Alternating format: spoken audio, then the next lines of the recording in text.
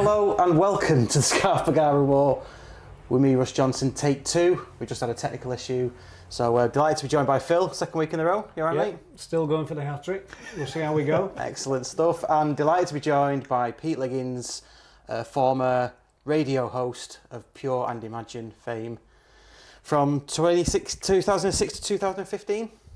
It's lovely to be here. Good, thank you for coming. He's got out. Yes, it's lovely to be anywhere. And you're back in Stockport and you got through without any trouble. You're in. Might not get back out. He's here, everybody. You've got about an hour. So just quickly start by saying, Pete, don't use your posh voice.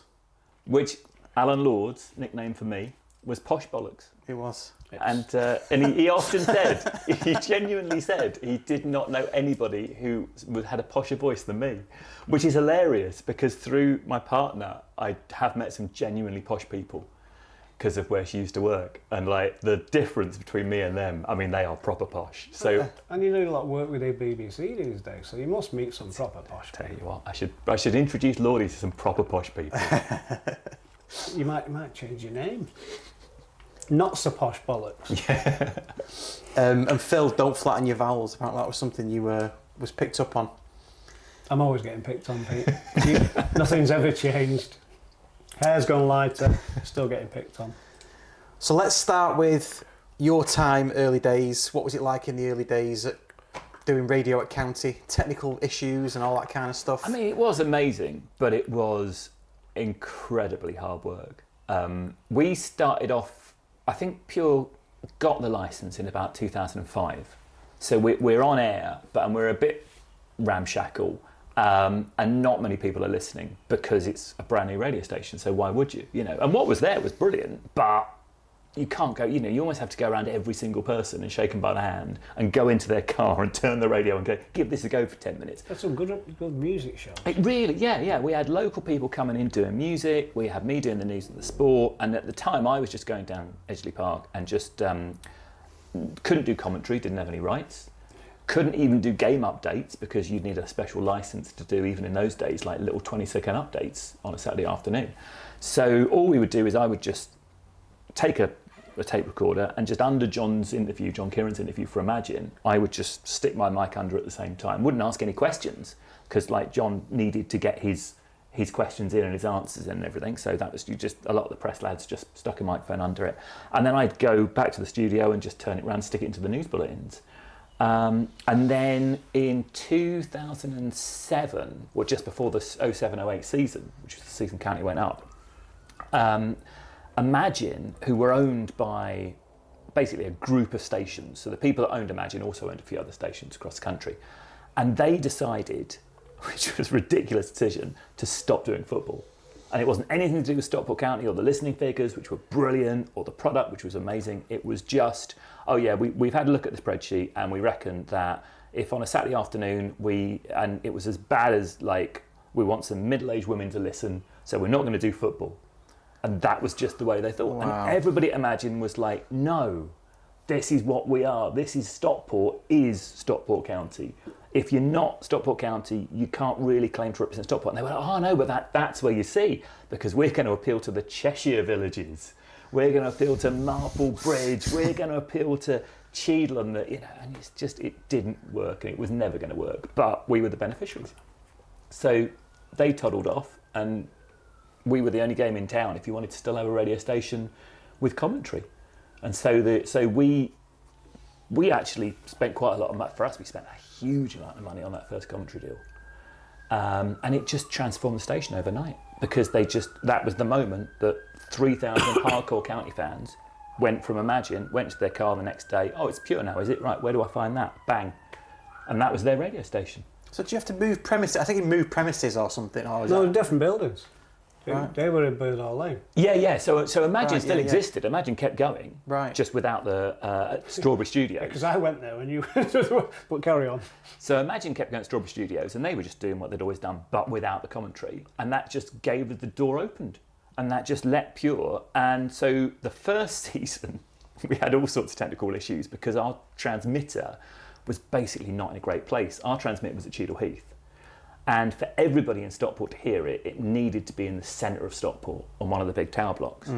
But that was going to cost a lot of money as well.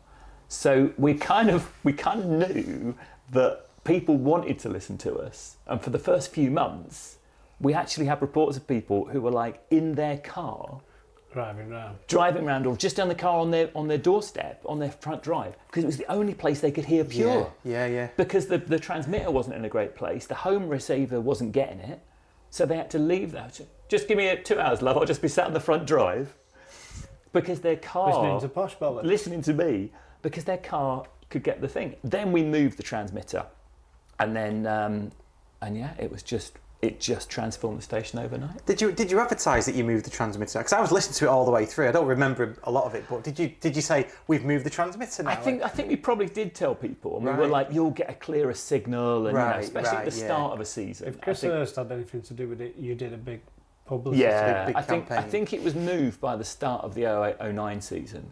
And there was a lot of, the message boards and everything. People were like, oh yeah, you can't get Pure. And other people were like, no, you can get it now. And it was like, and they were doing our work for us. They were doing our advertising for us. Because as soon as people could, oh, brilliant, yeah, you can hear it now. Make sure you get it on, Little purple stickers. Little purple stickers. Pure County. And we did the Friday night show that was an hour. And then we did the Saturday show that was 2 till 6. And it was all counting, all sport. You see, we don't even have that now, do we? No. There's no midweek show, official show like from Professionals. There's us oiks that do it, on a weekly basis. But there's no professional show. Maybe you should start one up. Come back. The time it took. He's only allowed in Stockport for 2 hours at a time. Oh, it was. I mean, it was a late. I couldn't have done it at any other point in my life. I mean, I'm trying to think how old I was when I was. My 30s basically are a complete blur. Because it was just work. It was just, I was working or I was out drinking. And that was literally my life for 10 years. To be fair, not bad, is it? I've worked with Pete for quite a while, and he's always there before everybody else, and he never switches off until his bit's done. You do strike me as a planner. Oh, he is. We'll come to that. And these little things, like we just had an issue with that. I'm sweating because of it. I guess you were like that, were you? Yeah, because it was basically Pure, was a one-man band. So it was your baby, wasn't it? Yeah. So they said to me, like, I was doing news. I had done sport before at other radio stations, but normally the job is split. So you're normally either news or you're sport. And at Pure, they couldn't afford to have a news and a sport, so they just gave it all me. Yeah. So the first season, you put a different voice on. He wasn't so posh when he read the news. I was doing the breakfast show news, so I was getting in most days at 6 to do the news on the breakfast show, news throughout the day, going off around Stockport, interviewing councillors, whatever. Then at Thursday, 2 o'clock, I'd go off. What's it called, Manor Farm? Yeah. I'd go off to Manor Farm and interview.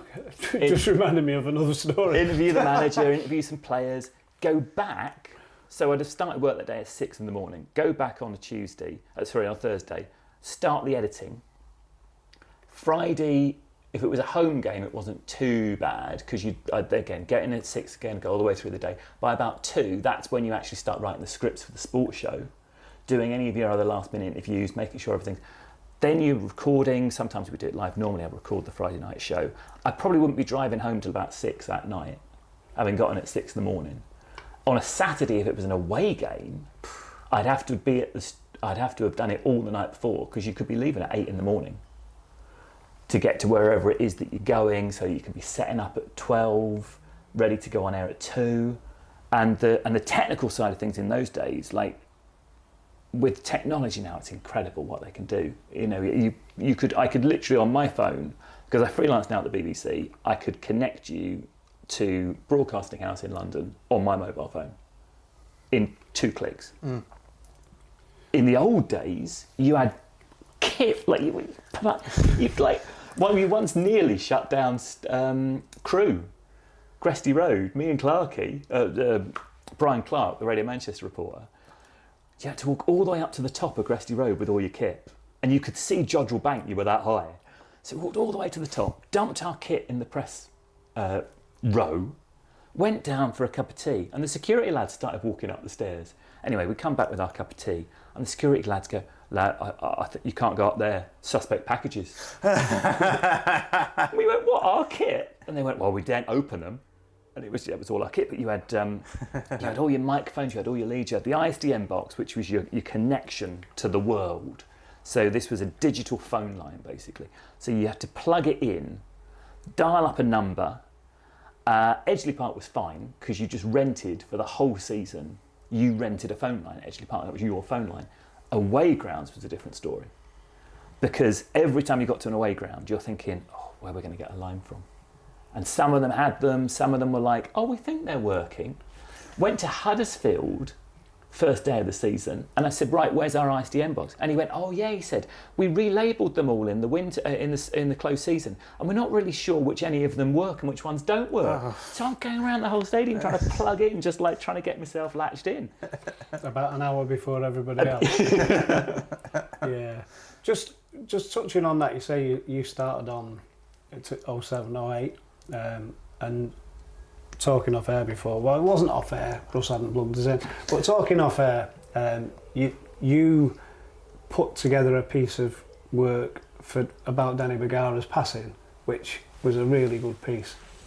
That was so, I mean, it was a terrible thing to have to do it, but an early opportunity, because I was always conscious that we didn't really have a lot of heritage in Stockport. We were a brand new station. I'm a southerner. And suddenly, you've got all these county fans tuning in going, who are this lot?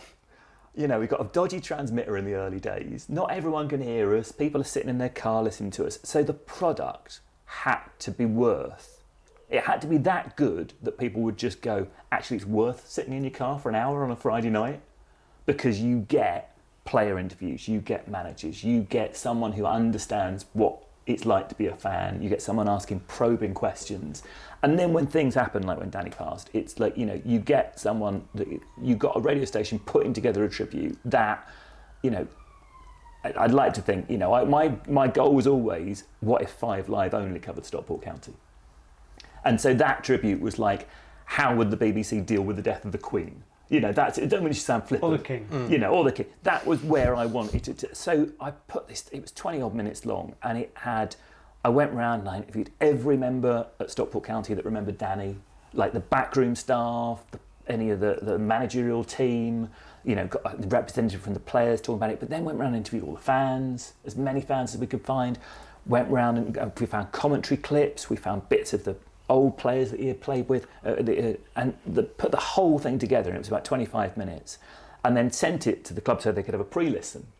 And they were just like, whoa. And I remember they actually asked me for a copy of it, and so that they could put a copy of it you could listen via the website rather than just listen on the radio. Yeah. So they were like, these are our media partners, and they have done this. And that was one of the early things where people could actually go, perhaps if they hadn't even listened to Pure yet, and they were like, oh, that's what these people are all about. Oh, all right then. Okay, well, yeah, we'll have a go at this. Yeah, I mean, obviously we worked together later on, and after County we worked together, and we did another Danny Bergara thing when we talked about it. Just your professionalism, and I know we always take a piss out of each other, but you were always the person that was, as you just said, he's a planner. If we were going to, once we got into non-league, his planning went onto a different plan altogether.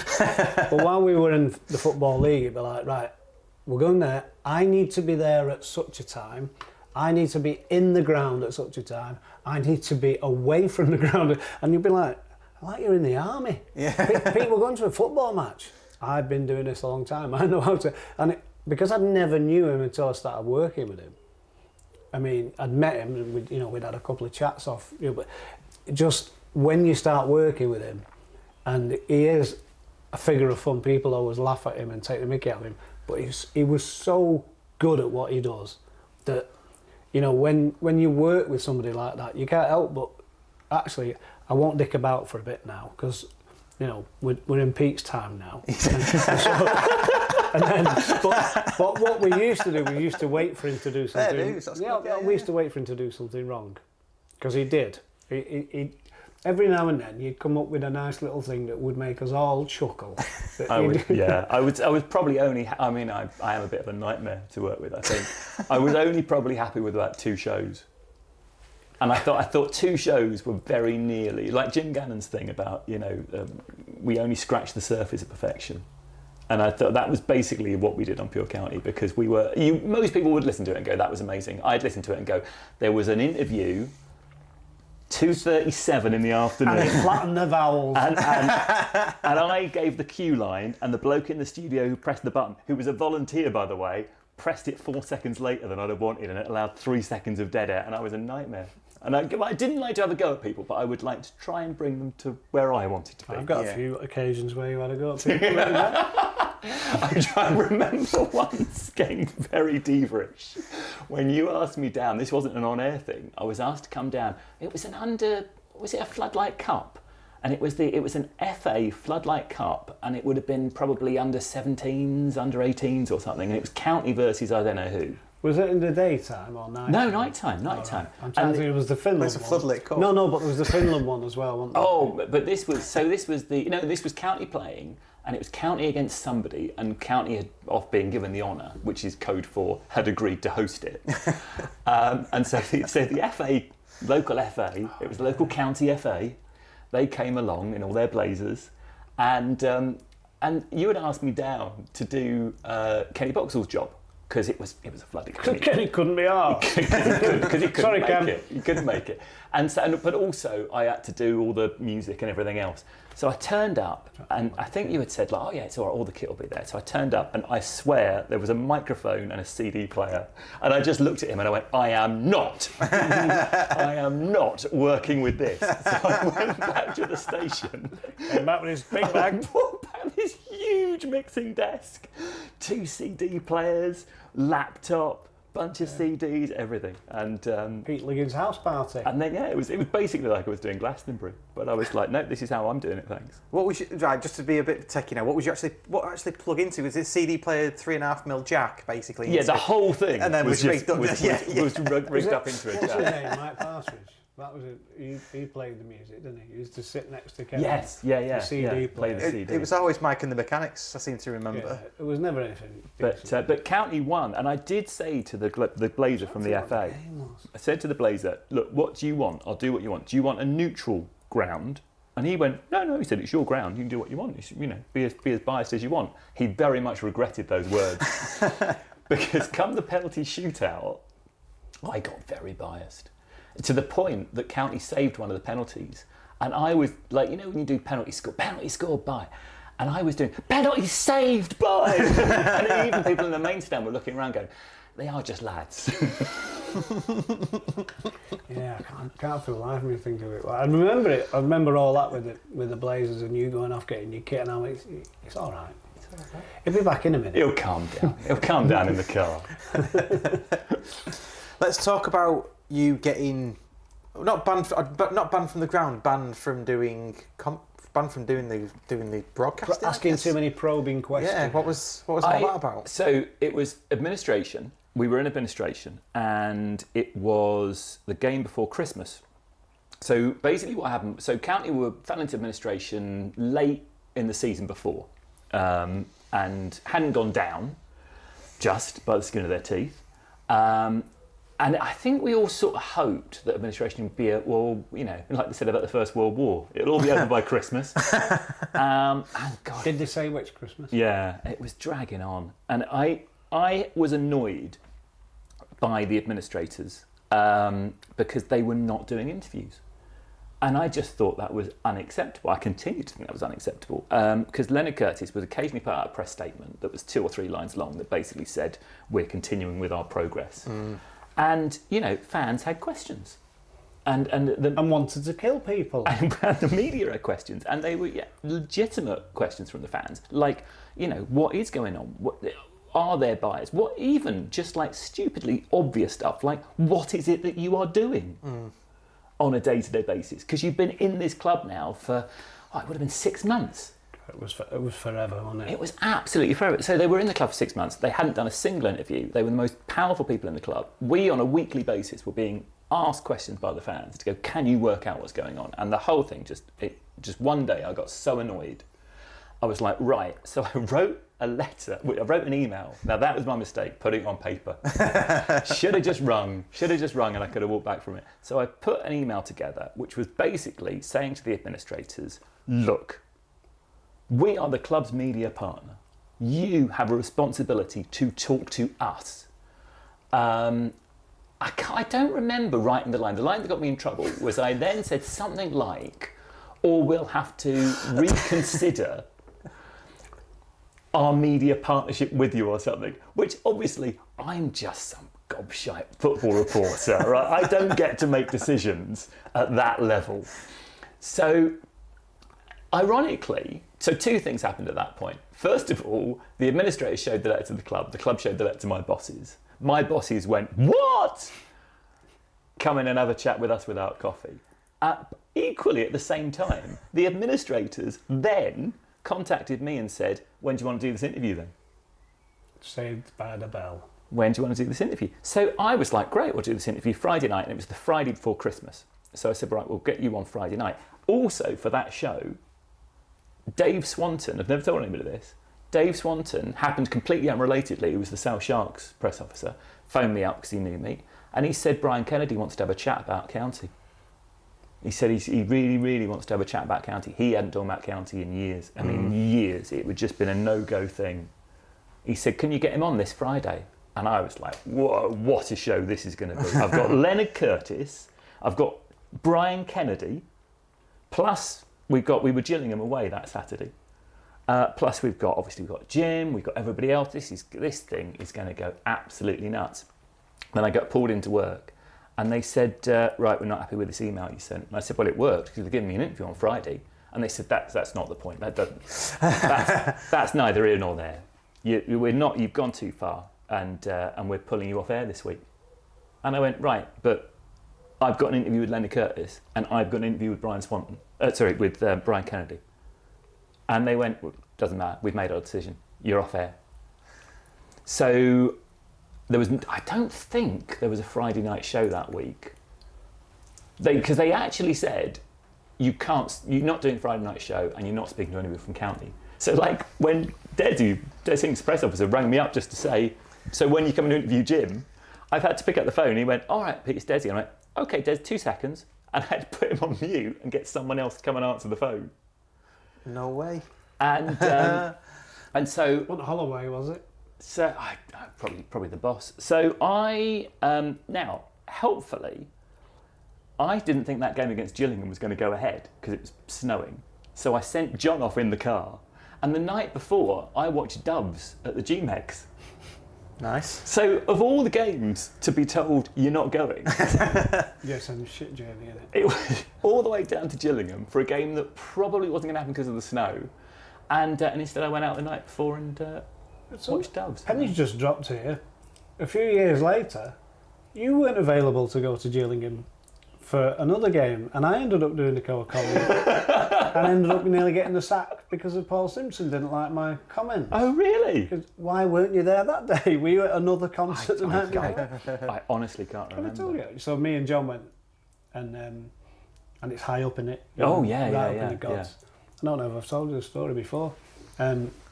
We what's his name? Akin Fenwa, big lad, proper big lad. Yeah, the big can play guy. football. Yeah. So Simpson, by this time, he'd been told he's got to have Peter Ward and Alan Lord as his assistants. He didn't want them, but they'd already signed a deal. So there was a proper breakdown. They didn't talk to each other. So during the game, Akin Fenwa's. Before the game, we'd seen him and he's got this big strapping on his thigh. And it's a big thigh, so it's a big strapping. And I said, oh, you're not playing then? He went, I'm playing, don't you worry, I'll be playing, I'll just be playing deeper. And I was like, oh, okay. So we'd start the commentary. And he literally was dropping and he's playing off the striker, a lot deeper than normally. And he's turned with one turn and he's played the ball. And I say to John, we'll have to keep an eye on him. No matter where he is on the park, he's a presence. He's a big lad. If he drops and he takes somebody with him, there's a big gap behind him. About 5-10 minutes later, Bully's supposed to be marking him. Bully goes in, he draws Bully in, plays one over the shoulder, and they go 1-0 up. And John, being John, takes full credit for it. Well, we said that, didn't we, Phil? So, never thought anything of it. We get beat. On the Sunday, I get a phone call at home. Not happy with your commentary yesterday. I'll be seeing you in the office tomorrow. I'm like, sorry? You were at the game, how have you heard my commentary? Yeah. And he said, my wife was listening and apparently you were very derogatory about my coaching. I said, I don't think so. I said, tell you what, I'll be in the office on Monday, but I'll bring a recording. And rang you and said, can you get me a copy of the recording? Yes, I do remember that. I think I'm going to get the sack. So I listened back to it. I came to the studio and we listened back to it and I'm like, oh, I know what he means. Because I've said that and it means I'm saying he's not spotted it. Right. Anyway, nothing really happened. I know, but nothing really happened about it. But years later, after a couple of years, maybe the following season, or it might have been later on that season, but me and Wardy had fallen out because Simpson had like driven a wedge between us all. And Wardy was the life and soul of Manor Farm. But after Paul Simpson had gone, Wardy took the job, didn't he? Mm. And we started talking again. I remember him saying it, he said it about a Gillingham game. I said, oh God, I had a bloody phone call off him on the Sunday, you know. And he went, bloody hell, he said, I'm sat on the fence, he said, because I'm not allowed to coach. And I said to Paul Simpson, we need to put somebody on the big lad, he said, because he's just going to run the game like that. And so I'm up there saying the same thing to he's like, you know, and I nearly got the sack over it. And when you're doing that, well, I don't know about commentary, because I did commentary once at Halifax Friendly when you were on co-coms. I thought I did quite well. Yeah, we had a laugh. We had a laugh. But we didn't do it again. No, I was never asked back. No, but I've done co-coms normally on occasions when we can't find anyone else. You know, either the press officer was busy, or we were just like, actually, we want a bit of a rest, different voice. Or, you know, you'd always try for a home game, maybe to get somebody out of corporate, you know, if there's an ex-player or maybe an injured player or something. And when the injured players do it, they are on a proper tightrope because, you know, they are literally talking about their current manager. Yeah. And some of them would do it really well, actually. And some of them would, you could understand if they were a bit nervous about what they were saying. Especially if they weren't injured. Yeah, if they were just out of favour. But when you're doing it, people will listen to it and think, oh, he's making a point there about that, or he's doing this. It is happening so quickly. Yeah. There is no time for any agendas. You are literally processing things that you are seeing and trying to turn them into words. And you're saying it as a football fan. Yeah. And as a fan of the team that you're watching, because you don't want to get caught out. You don't want to... I mean, it's a very difficult thing to do without being totally biased as well. You know, and I know John sometimes gets accused of being biased. If you're telling... The difference is as well is you're trying to paint a picture for people who can't see it. Yeah. So you have to be a bit more elaborate, which can come across as being biased. And particularly the co-com should, if they're doing it well, which Phil does, is you're talking about the other things around the ball, because John is only going to be focused on the ball, because that's his job. Where is the ball? Who's got the ball? What are they doing with the ball? That allows the co-com, and when I was watching it, I would quite often not watch the ball, because I know where the ball is because I can hear John. So I know who's got the ball. And I'm thinking, right, who's making a run? Yeah. Who's picking up space? And that's your job as a who's pulling back? Yeah. So that once he's finished his wrap-up of the goal, I don't just then go tell people what happened again, because they've already heard what happened. Yeah. They've heard it off John. Lovely bit of interplay back that started the whole... That's when you pick out, right, of that 15 seconds that I saw beforehand, who was standing in a position, who dragged the mark, who dragged the defender. Or the referee's done us a right favour. Who pulled it? What was the cross in like? When the cross went in, what did the players doing that didn't receive the ball? Yeah. Did they? So that you can then just add that extra layer that maybe someone in the stand would see and then turn to their mate and go, blimey, that was all about that midfield run. And somebody in the stand might be like, what do you mean he didn't touch the ball? And you're like, no, but without that midfield run. Yeah, that Halifax one, we didn't even know we were doing it. It was a last minute thing, wasn't it? We knew we were going, but I don't think we knew that. I think it was a Friday night that we found out that we were doing it together. That we were doing it. This was a friendly at Halifax. Was that the Lee Bennett one? And when he got thrown out because he... Yes. It was, wasn't it? Yeah. So we did it basically as a favour to County had a player and he had an American family. I can picture him, but I can't remember his name. Connor. Connor, yeah. And he had an American family, and I think his family had said, "Oh, is this name not going to be on County World?" And we were like, "No, because it is now. Because it's a pre-season friendly against Halifax." And then you phoned me up and went, "You fancy doing a bit of commentary?" So it was. We were I mean, other people could listen if they wanted to. It was a nice day as well, wasn't it? But it was a lovely day. And we were in the old stand. We put us in the old stand. It was a good game to commentate on. My first co-com came at Leighton Orient because Des couldn't make it that day. And before then, it was Des and John with the team. And he just couldn't make it. So they were like, well, you do it then. Because they're not going to get anybody else down to Orient. And you're nearly at home. And it was... I think we won 3-0. Anywhere past what? And some games are just amazing to co-com on because there's just always something happening. So there's just, every time there's a gap, you've got something to say. The worst ones are you can always tell, especially working with John, we both work with John, when he's desperate to stop talking because there isn't anything happening. Yeah. And he's looking at you thinking, no, not yet. Nothing's happened, John. You know it's happened. Don't come to me. But yeah, the other thing is that we should always say that apart from the very professional sort of side of things, once we started working together, I'd never really seen how much effort went into it. He's just, but the planner, everything. So the serious thing is, I came in with the takeover lot. The 2015. The 2015. We don't like to say it. So we came in with the 2015 lot. And we were going through things. I presume you've done the story about where 2015 got its name from. Yeah. Well, okay. Dave said it. Dave did it on Dart Days. Dart Days, did he? Well, you might have to remind the listeners. It was just basically gone. It was Dave the March was being interviewed by who was that Stockport Express reporter that I once asked out would you like to pop out and put our jackets against the wall? It was him. I can't remember his name. Oh, I can't even remember. Paul? No. No, it was the lad who now reports on United for one of the nationals. Yeah, Dr. Dawson's kid. But I can't remember his name. Rob Dawson. Rob Dawson, yeah. I can't remember why I had a problem with him that day. Everybody had a problem with Rob. But anyway, he didn't. Sorry, Rob. We and look at him now. He's doing very well. And look at me. There's a lot of people that you've come across of doing really well, but we'll come to that. So go on, 2015. Yeah, 2015. And Rob Dawson says to him, "Oh, so you got this consortium, they're going to take over County. What shall I call it? Shall I call it the Dave the March Consortium?" And he said, No, don't call it that. And he goes, "Well, what shall I call it then? I've got to call it something." And it was 8:15. He was in his house, wasn't he? And he looked at his clock on his digital clock and called it the 2015 Consortium. Okay. Cheers, Dave. Anyway. I'd be annoyed because I've been avoiding his calls today and I'm doing this. So we were it was quite a rush thing, which was mad really, but we were like, I'd taken over doing the programme, I'd done a lot of things that I'd taken over.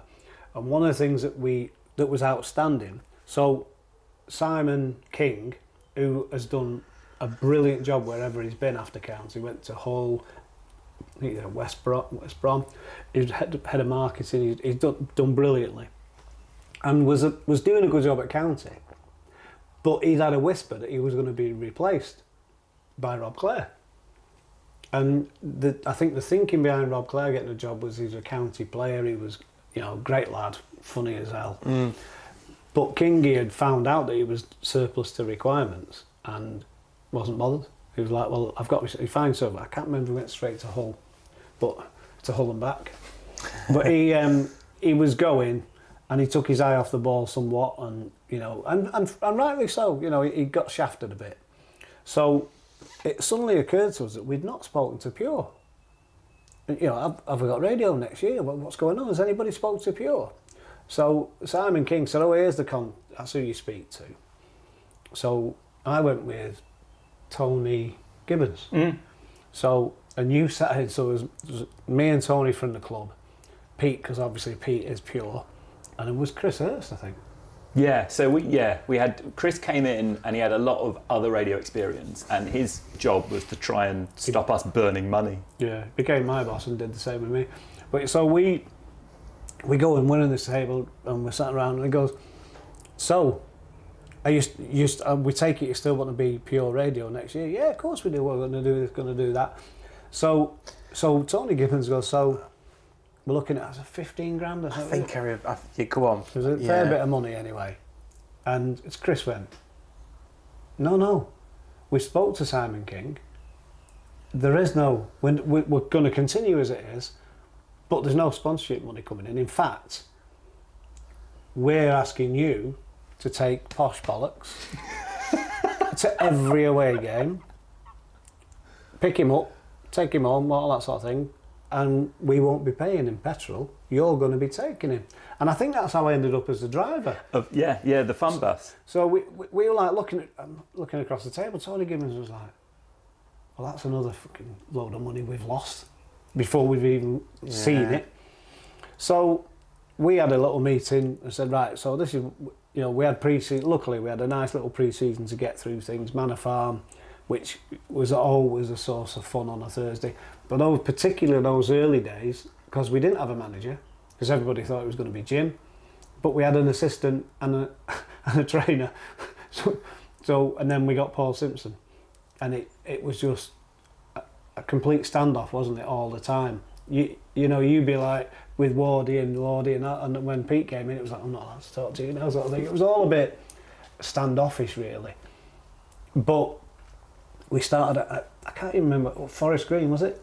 No, we didn't. No, Football League. So Southend. Southend. Oh yes, Southend away. Yeah. So George Donnelly won it, I think. So we get this a long drive, and this is him, planner.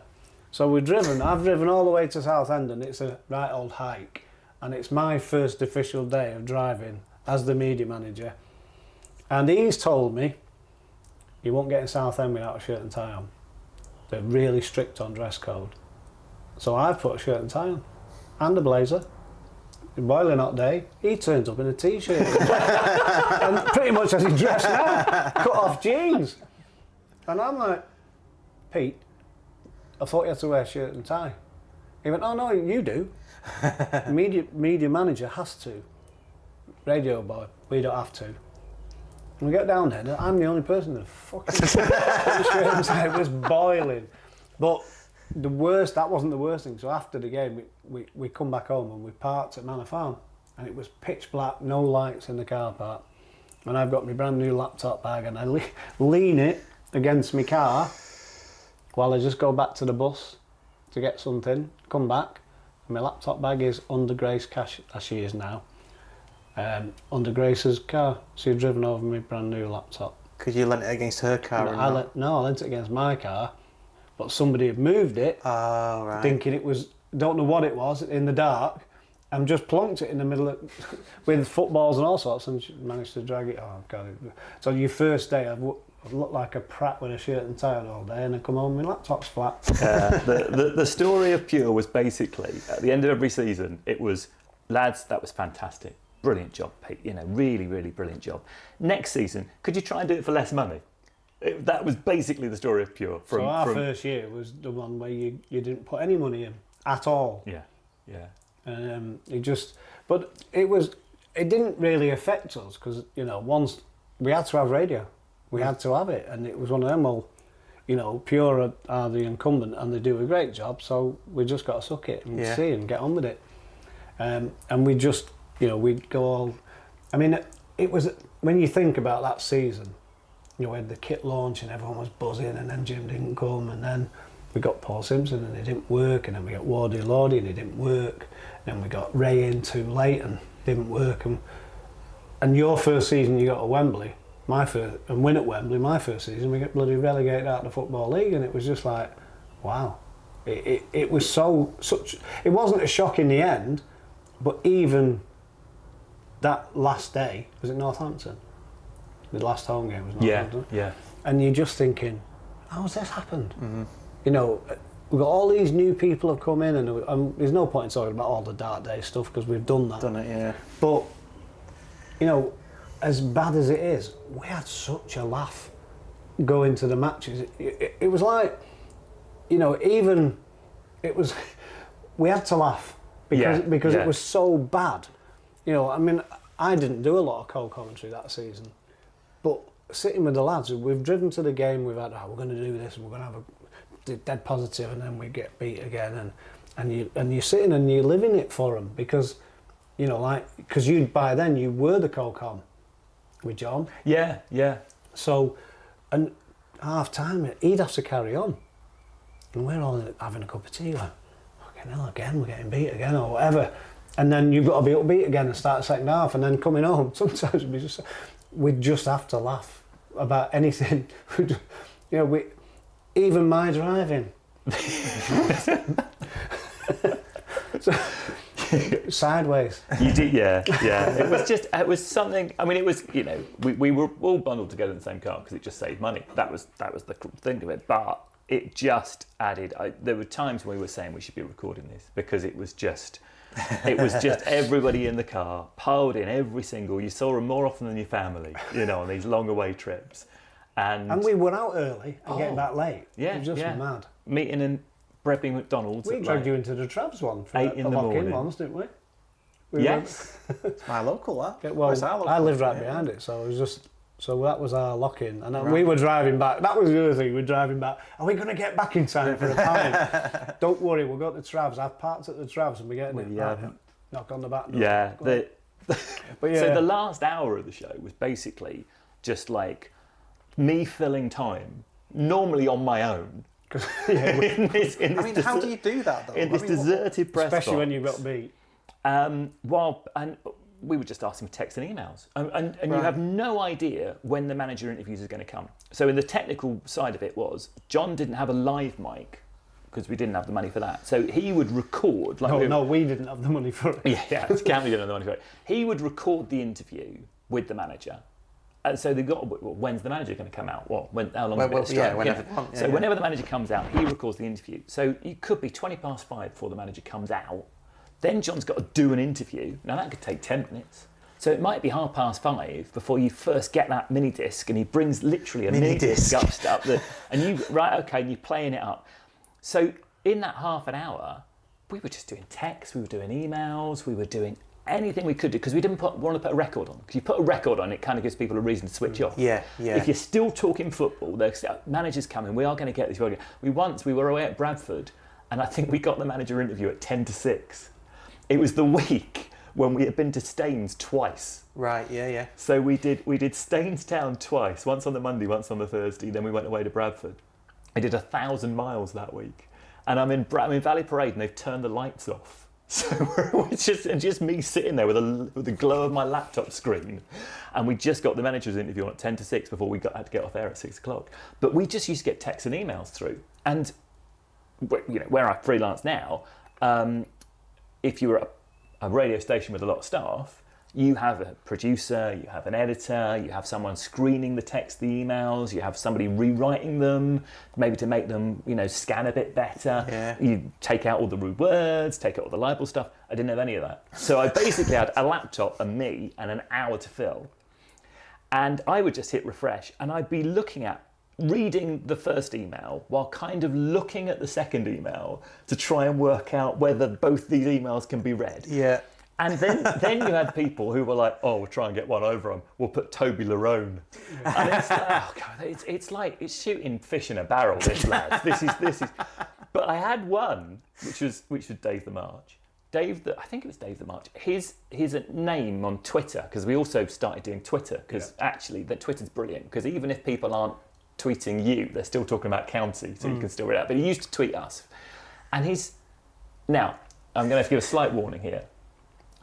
His handle was Felching Sucks. It was, yeah, it was. And somebody emailed me on air, because everything happened on it. Like, because this last hour is just what's coming out of my brain is going into my mouth and it's going out onto the airwaves across Stockport. There is zero filter in this last hour. It's like the Anchorman, isn't it? Because just reading the article. There was nothing. So I'm and Felching Sucks says, you know, he thought it was a good game today, and da-da-da-da-da-da. Somebody emails and goes, oh, Pete, I don't think you should read out those emails because, you know, they're a bit rude.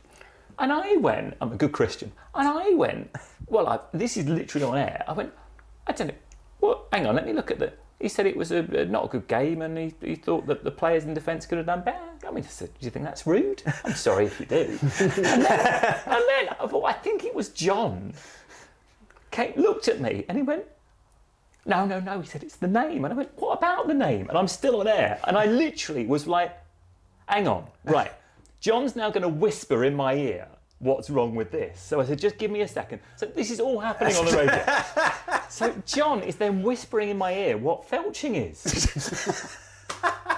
And you made a note of it. And I was like, on air, I was like, what? Well, why would you do that? And then, so obviously we never said the name on air again. People actually came up to me in the press box the next game. Brilliant. And went, I almost crashed the car, mate, listening to you the other week. Yeah, we just, I mean, the other thing is obviously we had a lot of fun getting to games early, a lot of fun, during the games. There was a couple of, like Lincoln, where they had an ISDN line, but our seats were 2 rows lower down. Even now, I am furious about this. Right? I am a radio broadcaster. I'm about to do 4 hours of live broadcasting from this ground with literally no safety net and no backup plan, and I have to plug my wire into this desk here, and you're sitting me over there because these wires, as people will know, the amount of times these wires are the most fragile things in the world. And the clip doesn't always stay on. You've got to feather them in. If you knock it, you lose commentary. And you lose the clip that keeps it in. And you are life and death. If you're not coming out the speakers, everyone's blaming you. Nobody's going, oh, I bet they put me in a dodgy seat in that press box in Lincoln. They're saying, Liggins, what on earth's going on? And they're blaming the radio station. So I was like, no, I don't want that. I want to be absolutely secure and set up. And that's why we had to get to the ground when we did, so that I could have everything set up around me. I had my screen, I had my script. I could get the link back to the studio. I've got half an hour if there's any problems, or the batteries are checked. Everything, and it's like I'm like Captain Scarlet, and you don't move for 4 hours. But they had a mister on, didn't they, at Lincoln? And they wouldn't let us sit in the seat we needed to sit in because some old man called Derek had been sitting there since 1973, and nobody was willing to ask him to move. So I thought, right, I will ask him to move, and he didn't move. And they got relegated with us. They did. Well, they deserve that. So the following year we were back again. But the other thing about Lincoln's a long drive. It's a long, flat drive. And we'd started to take Tom Quayle, who's doing a great... name. Tom's a great lad. Yeah. And doing really, really well for himself. I said to him the other night, he owns half of Wales now. He married very well, didn't he? Yeah, he's... no, they're not married, are they? Oh, are they not? I don't know. Oh, I've still got a chance. Hey! So they run a holiday camp and everything in Wales now. So, nice. But it was Tom who rang me about Chris Davis dying, and by the way, what a gent. Oh, yeah. We should talk about Chris in a bit. So we got Tom as an apprentice. He's coming along. So we used to wind him up, send him on fool's errands all the time. So on the way to Lincoln, there's what used to be Little Chef, is now, or was then, a sex shop. I've seen it, yeah. So I've said on the going down the next year, we'll get Tom here. We'll do it. And Tom used to sit in the very back of the car, didn't he? Yeah. So we had like a 2 lots of seats and he sat in the back. Probably illegal these days. But anyway, so he sat there. So as we were approaching, and you're within sort of 10 minutes of it, I said, so it's today's Tom's initiation day, isn't it? And Tom's like, what? I said, oh yeah, what we all do, we all put a $5 in, and you have to go and buy something that we can all share. Oh right, that sounds all right. So I pulled into this little car park, but parked far enough away, and we put some money in. We said, Tom, go in that shop and buy the first thing for 25 quid or whatever it was. We'd all put money in. Go in there and buy 25 quid's worth.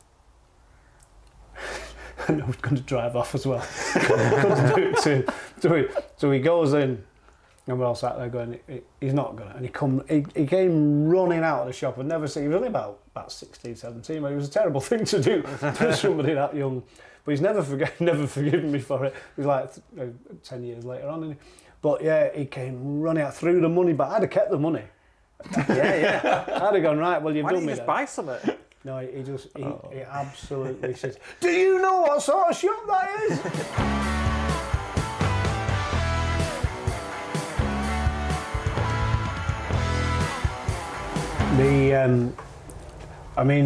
I think the one thing that kept us all going in non-league was that sort of stupid, juvenile behaviour. Yeah, you absolutely, on a stop for a Costa or something at a service station, you couldn't be the last one back to the car. Because you weren't going to get in. You were going to get Perchy. two feet, and then you try, come on, get in, and the car would go forward another 2 feet. Come on, get in, stop mucking about. The car would go forward another 2 feet. And it was God. I had Mike Petch on toast every week, and he never learned. I used to do it to him all the time. We'd be getting in, he'd be running down, oh no, I'm last at the car again, and we'd like, wind the window down. Go on, Perchy!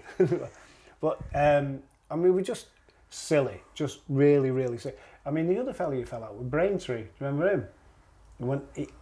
He kept wanting money off us, didn't he? Like we had money at that point. He wanted you to pay for your line, and also wouldn't give you a cup of tea before the game. And you were like, Mr. Posh, like, it's the very minimum I would expect is a cup of tea. And he was like, well, I never got anything at Edgeley Park, so you're getting nothing here. And it turned out, and he was like defending me. He was going, I'm sorry, but he puts a pie for everybody. There's a pie in the pie warmer for every single member of the staff that come. He went, oh no, I went in corporate and had my meal in corporate. That's why he didn't have anything else. But he was chasing him around for a cup of tea. But Ebbsfleet didn't like us because I referred to Ebbsfleet on air as a post-apocalyptic wasteland. That's it. It was actually yeah. Braintree was where we had another snake. Because so when you go to non-league in the football league, there's a license, there are rules as to what you can do at away games. And so if you have, and this was one of the other things, back when there was money in the world, so we did a commentary deal with Stockport County, that's your home club, so that gives you the right to do commentary. You then also purchase a Football League licence as a broadcaster. That gives you the right to enter away grounds and have a seat in the press box. And so no matter what that press office says, no matter what the club say, no matter if they say to you, oh yeah, that's £300 for a seat, you go, no, it's not. Because I have a Football League licence and therefore that is my right. I've paid for it, that's my right to get in. But the non-league doesn't have any of that. So you literally were ringing up on a Thursday to club chairmen who had their own jobs and whatever, and you were going, can we come? Can we do, and 90% of them were like, Boreham Wood wouldn't let you do it, would they? Some of them were just like, no. Yeah, it was Ebbsfleet because we took Dooley, didn't we? Yeah. And he came in for free with us. And they chucked him back out and made him pay to get in. Because he wasn't on the press team. Right. He cadged a lift, didn't he? So when you said, look, we've got an agreement with Stockport County to do their commentary, we're coming to do their commentary, and some of them would be like, yeah, that's fine. And some of them would be like, no. Or, they'd see pound signs and be like, we want 100 quid. Pay. Yeah, and you'd be like, no, we're not paying 100 quid. On our first ever non-league game, Forest Green away on a Friday night. We joked about it, anyway, we'll get Forest Green on a Friday night and we'll be stuck behind a hay truck. I've got a picture of, we were in this tiny country lane, like we were on our way to Glastonbury or something, with a farmer's tractor in front of us, full of hay, and we're just like... Me leaning out the window to see if I can get past. And John just went, we're not in the Football League anymore, are we? We're not in Kansas anymore, Dorothy. But he taught me something that I didn't know. So we played Barrow, we played them on... That was our derby, wasn't it? In non-league, you got took about Boxing 3 Day, hours to get there. Boxing Day, you played the same team as you played on New Year's Day, and we had Barrow, and it's just such a journey. Anyway, the following year the fixtures come out, and he's like, "Hey, we'll be right, Barrow, 2 for Tuesday." What? 2 for Tuesday. There's a Domino's. There was a Domino's right next to it. I had no idea what he was talking. He got so excited. And he was then really ticking off the fixtures. And we went and bought our Domino's, and then we were like, well, we're going to go and eat them. And then we just walked into the social club, and we went, any chance we could just eat these in here if we buy a pint? And they went, yeah, of course you can. Yeah. There was like 5 of us. We had a fucking big table full of Domino's. But, Never heard of it before. Non-league was a challenge just because there was nothing. I mean, the press boxes were just benches. No power. If you were lucky. No internet.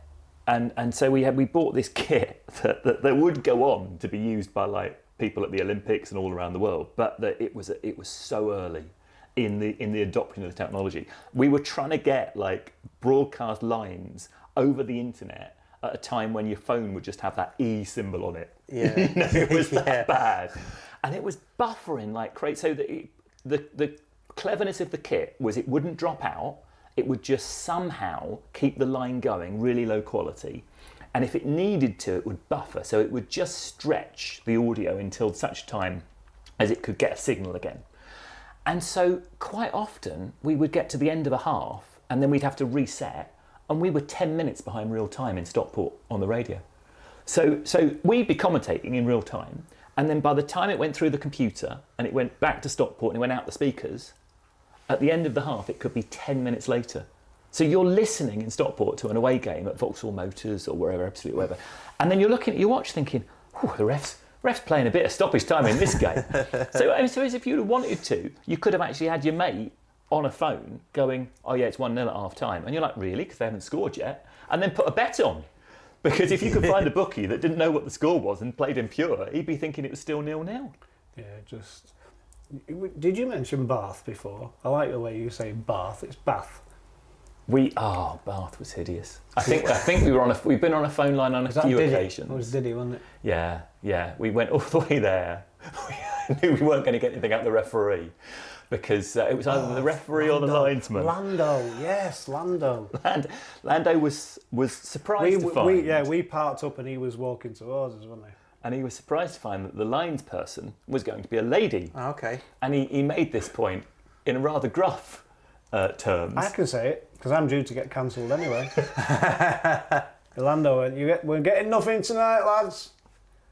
Liners a split arse. She was stood next to us. Or behind him, sorry, but next to him. And he looked, we all going like that.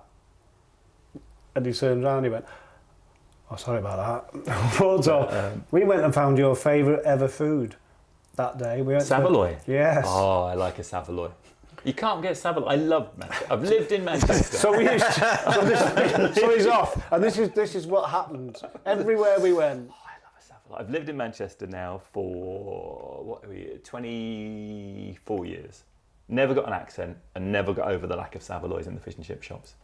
You must be able to get it somewhere, surely. There's no Cockney chippies up here. Well, no, but... I don't know. Supermarket, no? But we found this little chippy, and to his delight... And pickled eggs. It was like, he was, I'll have a Saveloy! Oi, Saveloy. Oi, Saveloy. And we talked about that all the way home. But Bath, we ate Bath and where else were we on the phone? Tranmere Rovers. We ended up on the phone. But people were just like, oh, you know what? You would just, I think by the time we were in Conference North... We actually won that night. People had just come to appreciate, like when we first started and people were like, I wanted it to be perfect, and I still did in non-league, but I think by non-league we kind of earned the right, because we've been doing it for a few years, that they knew we would, and we were still there.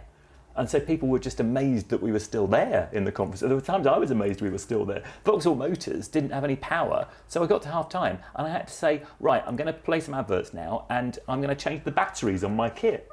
So hopefully I'm going to come back in 3 minutes. The other batteries were on charge. We had to find somewhere to charge them secure, yeah, that nobody would nick them because they were in a different place.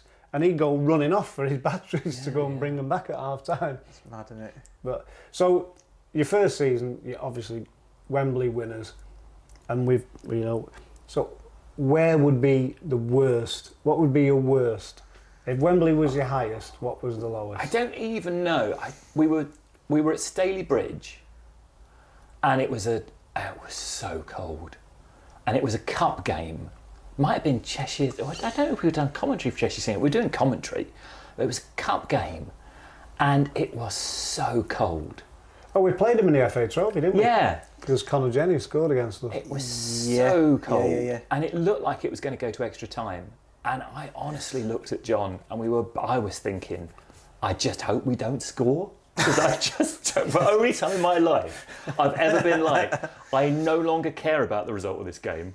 I will more than happily take a defeat if it ends now. Yeah. I just did not want another half an hour of that. That's when you They beat us a couple of times, though, didn't they? I think. Craig Hobson he bullied us all, so we bought them both. Signed him later on, didn't we? Yeah. Just thinking about starting to close it out. Out of all the managers that you sort of, I'll say we're under, if you like.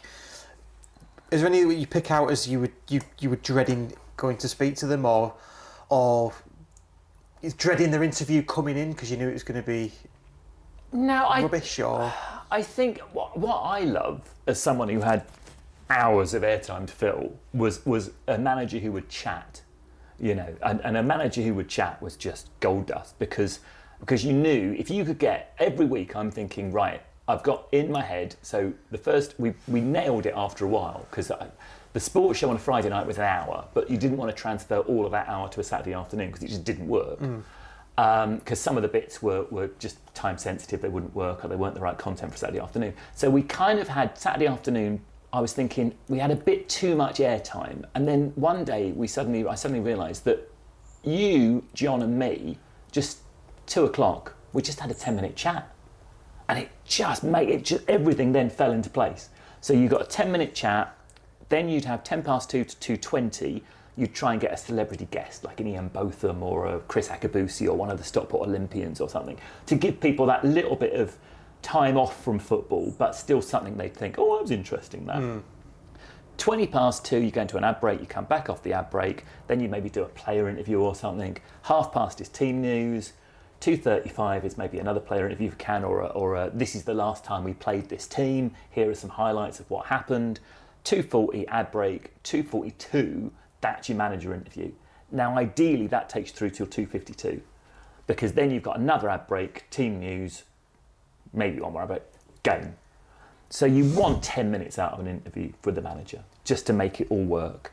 And if a manager was like a bit 2 or 3 words and, Diddy, bless him, was not the most talkative managers I've ever met in my life. Needed to get off for a fag, didn't he? So that was like, there were maybe 4 or 5 minutes. I mean, there was nothing, it wasn't problematic. It was just, he wasn't quite giving me everything that I wanted. Whereas an interview with somebody like Jim or Lordy or Pete Ward would, Jim will talk tactics or some kinds. I would turn the recorder off after 10 minutes and go, thanks, Jim, thanks very much indeed, and still be talking to him half an hour later about tactics. Only a very small amount I understood because he just, he'd like to chat. He likes to chat about football. Paul Timpson was fun. He was, the funniest interview I ever did was we lost and John had to go. So I was doing the post-match interview. And he walked in the room and you knew this was just going to be one of these. Put the mic up, press play, and then just stand back. And because he came in because Brian Clark used to do for Radio Manchester a second interview. Because when you're in broadcasting, there are certain times you need your voice on, asking the questions. You don't want a rival, which is why after the games, typically John would always do the interview and the press lads, the written press lads, would just put a tape recorder under. They wouldn't say anything until the very end of John's interview. Then if they've got a follow-up, they can ask it.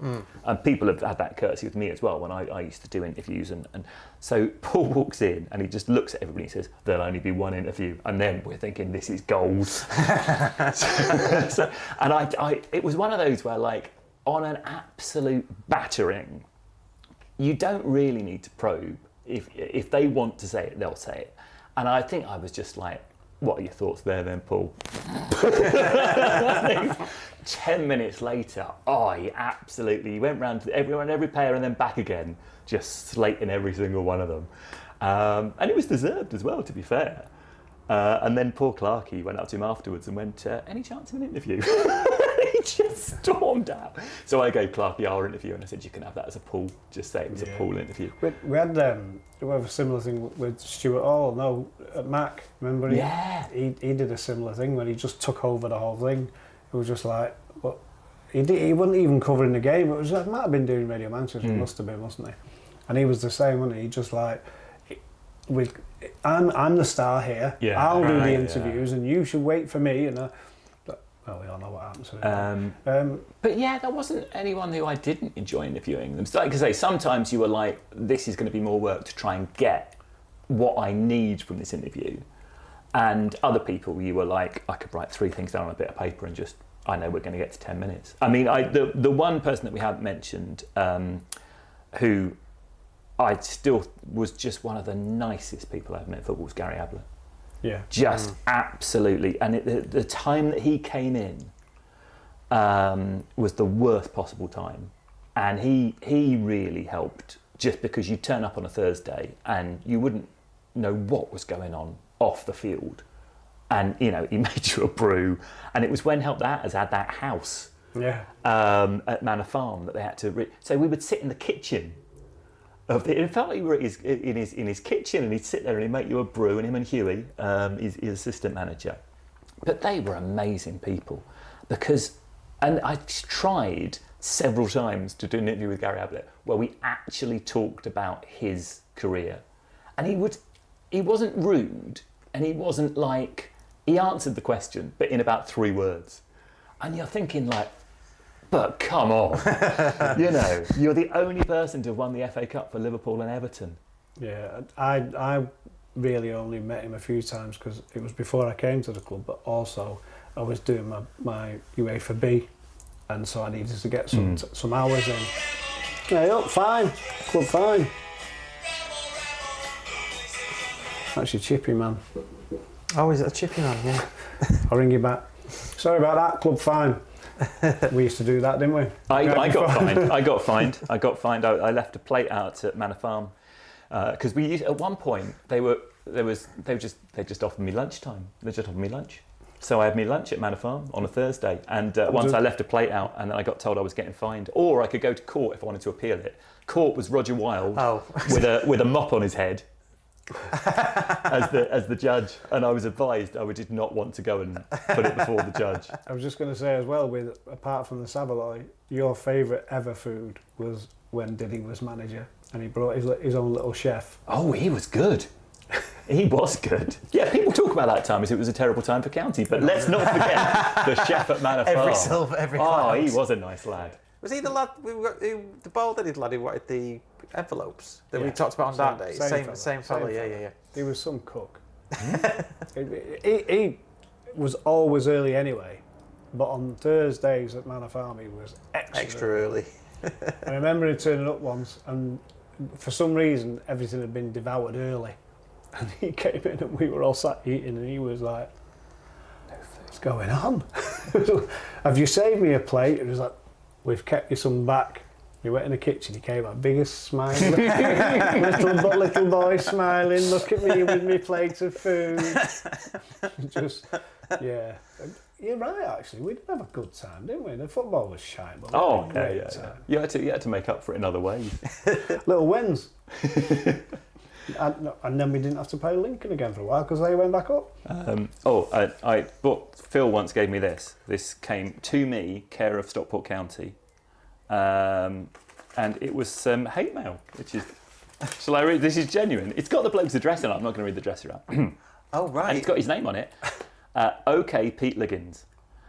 My name is... I won't say that. And I think you should.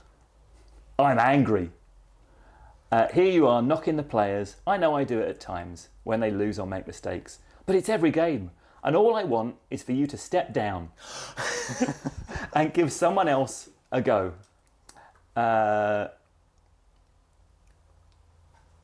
When we had commentary from the likes of James Gannon and Des Hinks, they were good.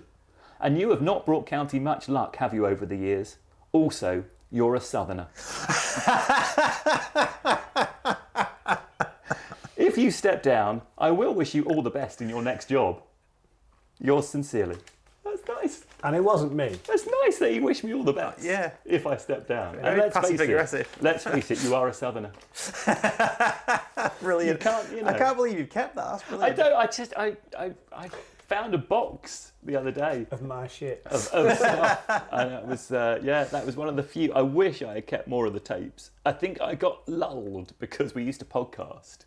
We were one of the very early podcasters back in 2007. And we used to stick up the Friday night show, and then we used to stick up the post-match interviews, which did amazingly. You could see the ticker. And we knew if we had a good show, because like the next morning, the ticker would be like, you know, and everybody on Yellow Ball would be like, you got this, and you can't do that. And like, but because they were podcast and they kind of existed in a cloud, I was just very blasé about ever saving anything. And then, of course, you know, Pure isn't there anymore. So obviously, whoever paid the money to the people that hosted it on the cloud, and they wiped now, won't it? Pulled it. Yeah. Well, after I'd left County, I went working with Pete at Pure, and it was still as mad. Working actually for Pure, and it was just, there was money going out. It was mad. We used to spend money on all sorts of stuff, but we had nice breakfasts. You'd have nice breakfast and a donut at dinner. Yeah, it was a time when it was a very difficult time for radio, because none of the savings from like digital, internet or anything like that existed. So we had all the expenses, but at the same time, you didn't have all the income that you used to have, like in the 90s, from like the local radio station, because the advertising money had dried up, because that had gone to the internet and you know. So it was kind of like we were just in that wrong time where we were between a very cheap model of local broadcasting, which a lot of the stations are doing now. If you look on, you know, internet radio, there are some really, really local stations with a lot of people who used to work at places like Pure and Imagine and stuff like that. So that opportunity didn't exist. We were still on FM, which is expensive, but without any of the income that you used to get when you were an FM station back in the 90s. And then we employ people like me to sell adverts. No wonder they're not going anymore. So, wrapping it up then, if you could summarise your time following County. Did you call it following County? What would you call it? Yeah, I didn't. We just followed Pete, to be fair. We picked him up, we dropped him off, and then we followed him. For a very long time. Assigned to County. Yeah, for a long time. I mean, obviously you're a fan, because you're, you know, God, somebody wants you. I borrowed his van and I posted the keys to his letterbox, but his outside letterbox, so he's probably trying to find the keys. Yeah.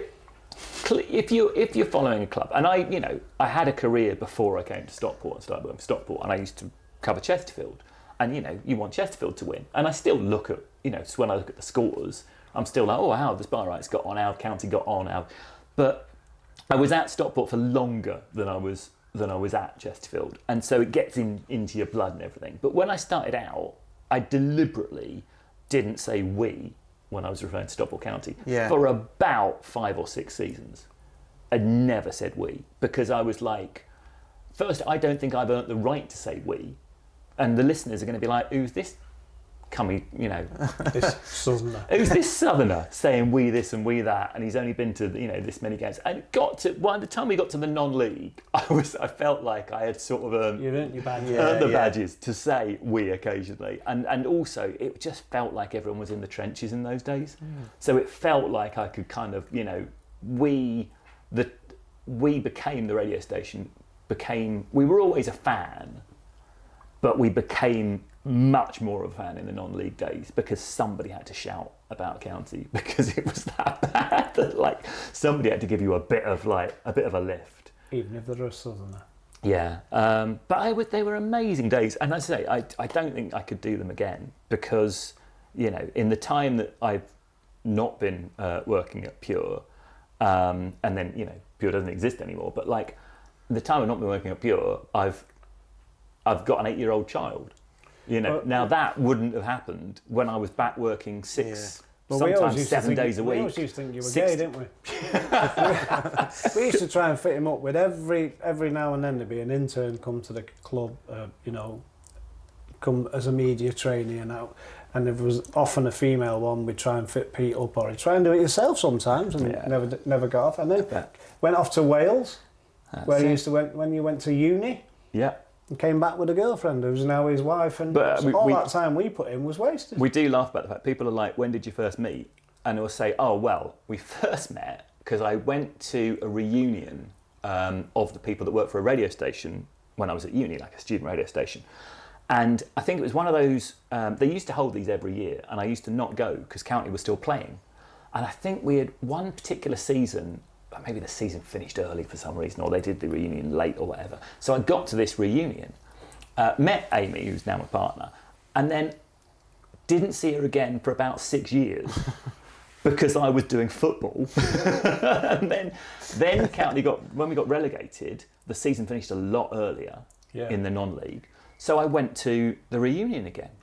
I think it was be Conference North by the time I got to, and then we got together. And then people would be like, "Oh, when did you first meet?" And we'd be like, "Oh, we first met 6 years ago." But then he just ignored me for 6 years because I was doing football, which is, that's how intense. That's how intense it was. 60 hours a week. There was that first season. They Pure, the very first season, when still money in the world, they put me on overtime, which was hilarious because they had no idea how much overtime it was going to cost them. And I think I became one of the highest paid members of staff in the entire company that year, which is why the next year they were like, right, we're gonna, can you do it for less this time? And then less again, and then less again, and then less again. So when we used to get home from a long distance away game, we all had wives and partners to go home to. He'd just go home and work. He'd go and cut tapes together and all sorts. He used to make us a Christmas disc every Christmas. Yeah. But then quite often we'd get home from a Tuesday night game at like 3 a.m, and I'd be in the office at 6 the next day. Blimey. To do, because that also, so I was doing the news the next morning, which also meant I could do the sport updates. So I was cutting and clipping or putting the podcast up, the post-match podcast. Sometimes the post-match interview, if we'd have done it that tight to then we wanted to get out. So 10 o'clock we'd leave, we'd be out, we'd be driving home. And then I remember being there at like 2 a.m. before I went to sleep, uploading the post-match podcast so that it was there for people to listen to. It's crazy when you think I was just doing that, and there was no one was forcing me to. That wasn't my job. No one was stopping you either. No one was stopping me, but I wanted to, because I was like, well, somebody could be getting up from a shift, somebody could be on nights, they might not hear this, or somebody might be getting up at 6 a.m. And somebody might not believe all this bollocks is actually happening. And then they can click it and it's there. Yeah. Fantastic. Well, there you go, the legend that is Pete Liggins. Yeah, thank you very much. Thank you. It's been great. It's been really insightful, really, really good to speak to you. Because I've heard your voice for all throughout that time, so it's nice to finally meet you. Sorry, was it from you? I've forgotten who it's off, so I've got to look now. Before we stop, because we did say we were going to talk about Chris. Oh, yes. Final word. So Chris Davis, he was all right in thinking, when it came to county, he obviously was Mr. Cheadle Town, but when it came to county, when I'd see him on a match day, he would be in charge of looking after the referees. Yes, that was and he was a volunteer. Yeah. So that he would dress up, suit and tie. He would listen to you, and he would meet and greet, and he'd look after them, take them to the room, make sure they were fed and watered, and he loved doing it. He was a genuinely, and I put on Twitter, one of the good guys in football.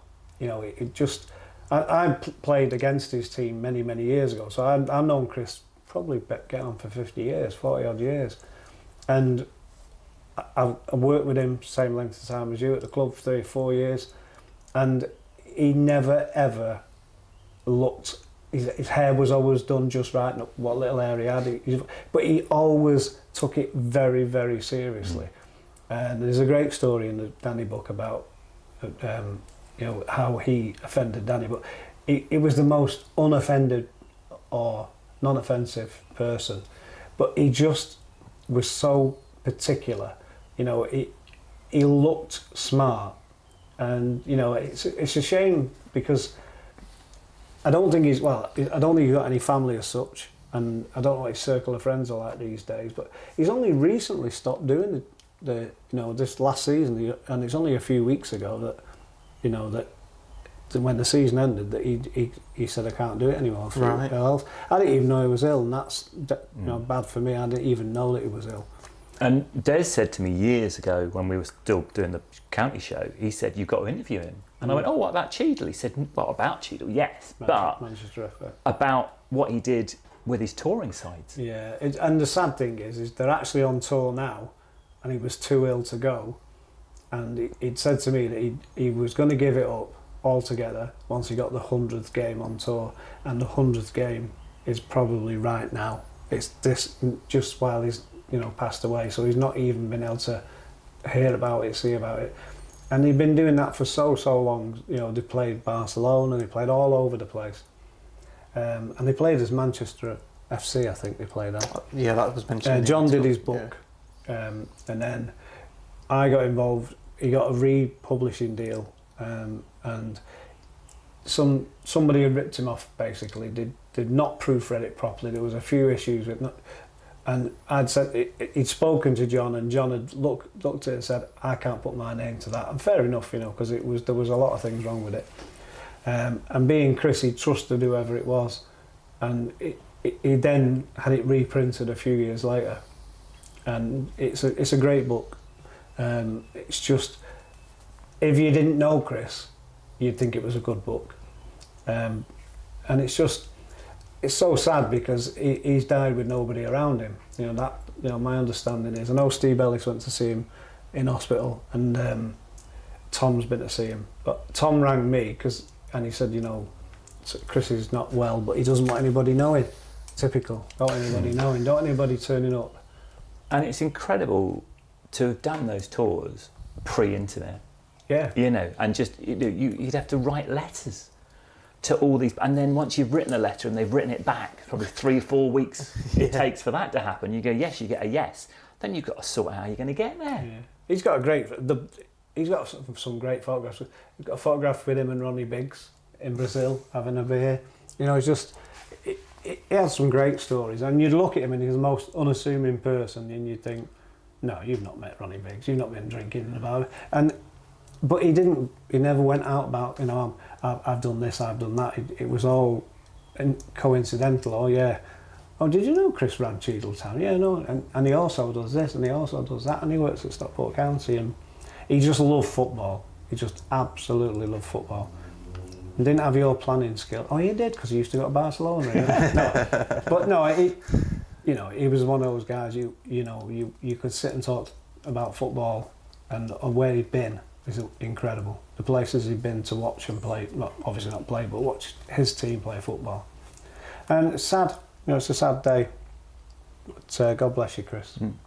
Yeah, good tribute. Thanks to everybody for watching. Please like and subscribe and all those good things. And we've mentioned the Dark Days podcast throughout this, so do listen to that. There's 9 hours of me, Phil, and Dave Filching Sucks, Dave Schofield, talking about all the Dark Days. How does everyone know what that is apart from me? I think that's more on you than me. You lived a sheltered life. That's what it is. But yeah, cheers, thank you. Speak to you soon.